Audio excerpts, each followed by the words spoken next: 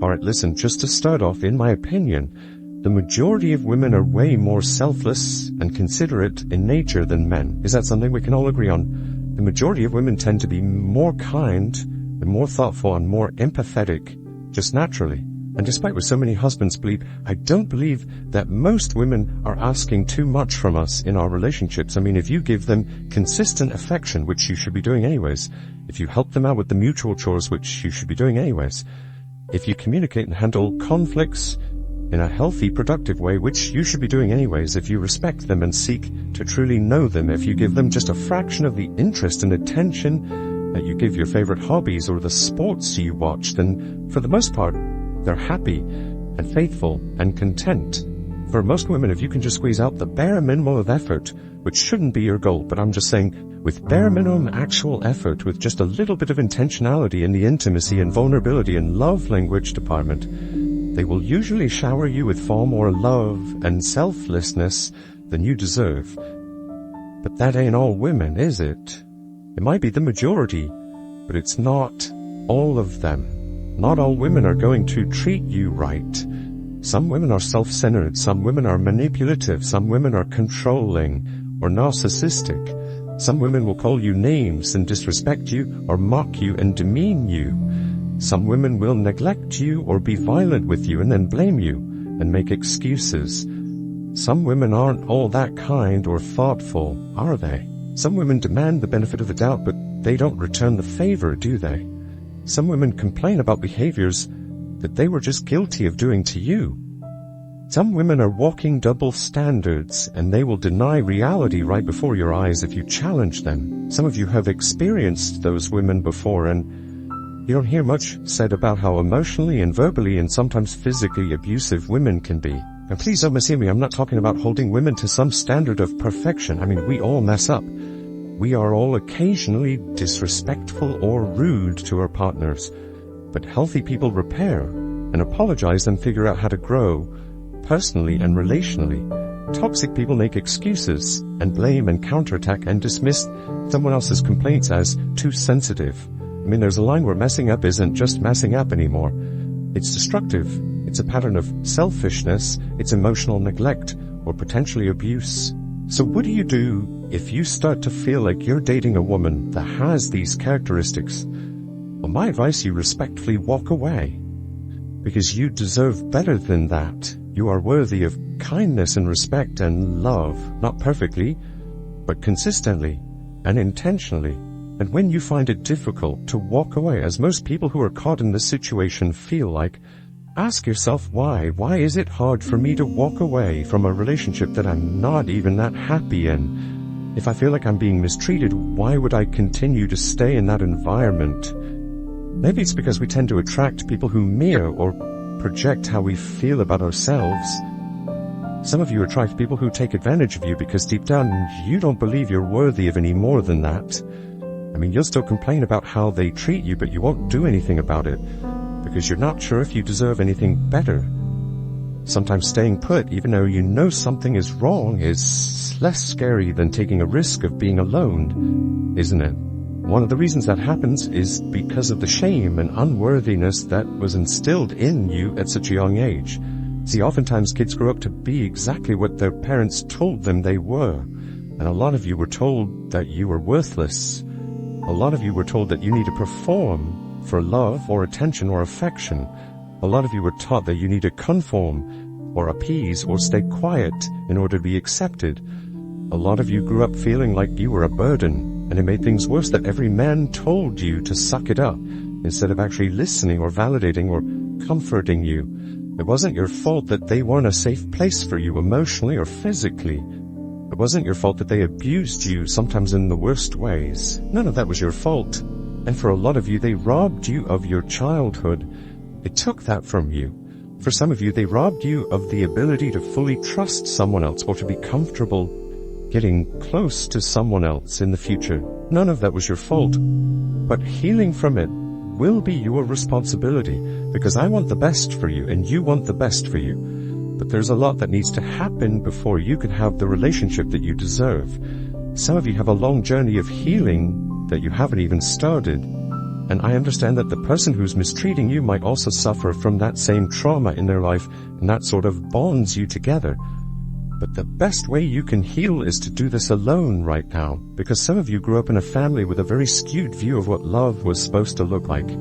So you find yourself with people who share some of your parents' unhealthy patterns of love or conflict or jealousy or shame or criticism or avoidance, because that's what's familiar to you. That's what you think relationships are, but they're not. And if you don't break this toxic cycle that you're stuck in, you'll rob yourself of one of the greatest gifts God gives us, a safe, secure, intimate relationship with someone else. Your parents were wrong and their relationships suffered. Don't let their example destroy your relationships now. Men, feelings aren't weaknesses. Being emotionally mature enough to talk about your feelings and fears and needs and desires isn't weakness. It's strength, and it's very attractive to the right person. Avoiding your feelings and fears, being blind to them and instead just reacting and defaulting to rage or stonewalling or criticism or blame or trying to change or control our partners, that's weakness. A lot of you tend to be givers, don't you? A lot of you tend to see the good in people and give the benefit of the doubt when you're dating someone. And that's great, as long as it's paired with the reality of who they are actually showing themselves to be through their actions and words and patterns. Because people can fake it for a while, but eventually people's actions and behaviors and anger and laziness and neglect always come out. And that doesn't mean they're bad people. It simply means they aren't healed or ready for a healthy, mature relationship. Are you ready for a healthy, mature relationship? Because a lot of us say we are, but we don't really know what that entails, do we? We don't know what love requires of us or when we should give up.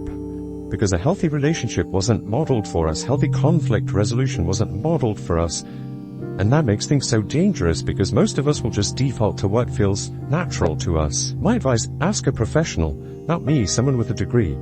Ask them to help you see your blind spots. Ask them to help you set yourself up for the best chance at success or real love and closeness and vulnerability in your relationships, not just the superficial versions that we see so much of today. Asking for help doesn't make you weak. It makes you strong and smart and mature. One of the single best things you could do is admit out loud, I don't know what I don't know. And if you had terrible examples of love and selflessness and kindness and consideration and conflict resolution growing up, don't think you're just automatically going to do the opposite just because you're in love. She's not going to have a healthy, loving relationship with you if she doesn't have one with herself. The way she treats you is a reflection of her, but the way you allow her to treat you is a reflection of you. And so often, unhealthy people attract unhealthy people.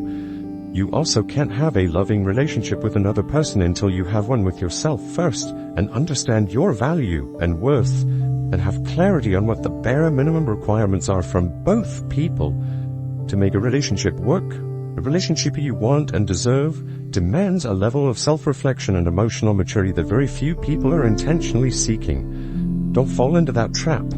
Seek out wise counsel. There is no downside. There is only upside to that. Pay attention to how you handle conflicts. Do you escalate? Do you criticize? Do you attack? Do you say nothing and let the resentment build? Do you shut down? Do you refuse to engage? Do you appease so that you avoid the conflict altogether? Do you convince yourself that you're just asking for too much? Do you default to taking all the blame? It's all important. It's all a picture of what you're truly feeling or fearing. Paying attention to those things and getting help switching from destructive and toxic habits into healthy, positive ones is how we get the relationship we deserve. Continuing to argue with someone who's committed to misunderstanding you is not. Sometimes you're not asking for too much. You're just asking the wrong person. And you get to decide who you marry. That's something you have control over.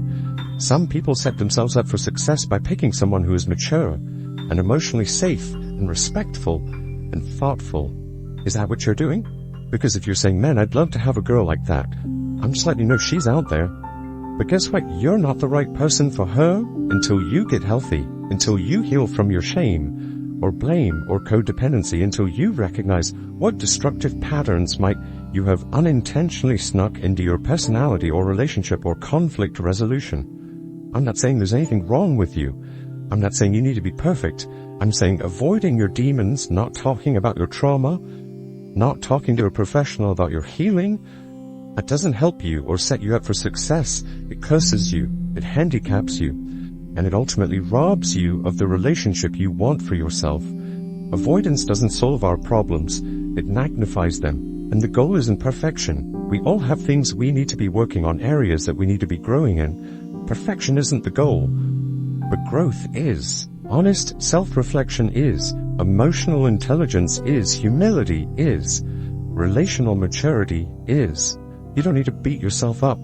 You just need to simply ask yourself, what's one thing I'm working on this week that benefits my relationship with myself and with my partner? Not all women are going to treat you right, but it's important to remember that it's not your job to save them. It's not your job to heal them with your love and kindness.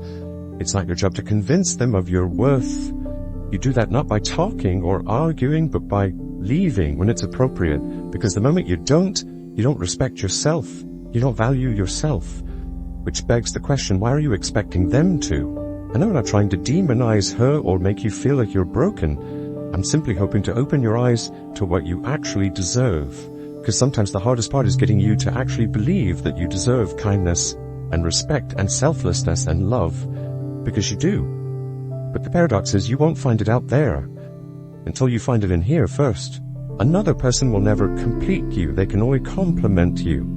The healthiest relationships are comprised of two already whole people that understand what they need and want and desire, and what they will and will not tolerate, or when to walk away when someone chronically disrespects them or hurts them, or the relationship as a whole. You teach people how to treat you. So what are you teaching her about how she can treat you? Because you don't teach someone to appreciate you by giving them more of what they're already taking for granted. You don't teach someone to value your needs and desires by abandoning them in yourself. So let's get healthy for us. Let's learn about self-reflection and emotional intelligence and healthy conflict resolution. Let's stop allowing people who don't have our best interests in mind to take advantage of us. Let's stop blaming them or controlling them or attacking them, because that never leads to them listening or loving us in a different way, does it? Let's admit and confess and acknowledge how we've unintentionally contributed to this unhealthy dynamic we've found ourselves in. And then let's change what we can change to set ourselves up for success in our most important relationships. Thank you so much for watching.